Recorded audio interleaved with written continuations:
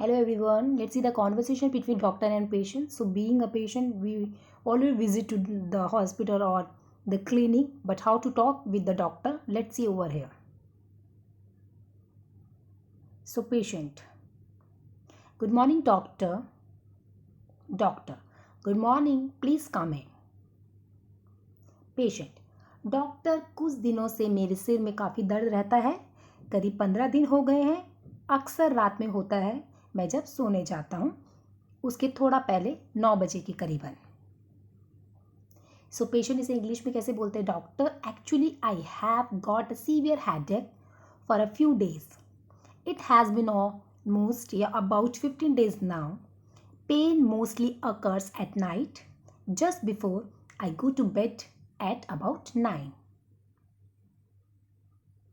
So doctor is asking, कहीं से दवाई ली? Did you take medicine from somewhere? So patient, अब तक तो नहीं, हालांकि मैं सोच रहा था. Not yet, though I was thinking. Doctor, कभी भी बीमारी को हल्के में नहीं लेना चाहिए. 15 दिन तो बहुत होते हैं, 5-7 दिन तो चलता है. चलो, आपने ये तो समझा कि दर्द अक्सर एक ही समय पर होता है. सो इसे इंग्लिश में देखोगे. No illness must be taken lightly.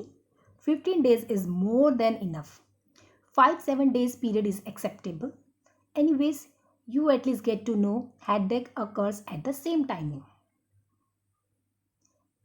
Patient, मैंने सोचा कि खुद ही ठीक हो जाएगा, पर अब मुझे डर लग रहा है. खाने पीने का ख्याल ना रखने की वजह से जो बीमारियां आजकल हो रही है उन्हें सोचकर ही डर लगने लगता है. सो इसे इंग्लिश में कैसे बोलेंगे? Well, initially I thought it might be cure itself, but now I am a bit scared due to irregularity in food habits, the illness which are known these days. I get scared even thinking about those. So doctor, घबराने की बात नहीं है, अब आप मुझ पर छोड़ दीजिए. अच्छा बताओ, इन 15 दिनों में कोई खांसी, जुकाम, बुखार या फिर चक्कर आना कुछ ऐसा हुआ? So इंग्लिश में she asked, not to worry, leave it on me now. Let me know if in these 15 days you had cold, cough, fever or any giddiness sort of.